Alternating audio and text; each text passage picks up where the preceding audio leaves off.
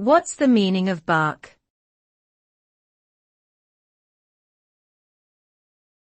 Bark.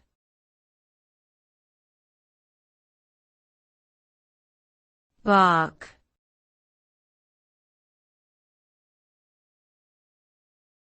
Bark.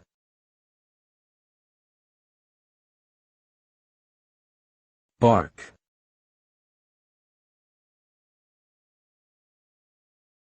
The word bark can have different meanings depending on the context in which it is used. In general, the most common definition of bark is the sound made by dogs, wolves, and other canines.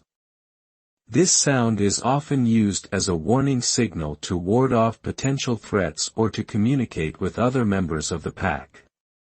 Additionally, bark can refer to the protective outer layer of certain trees, like oak or birch.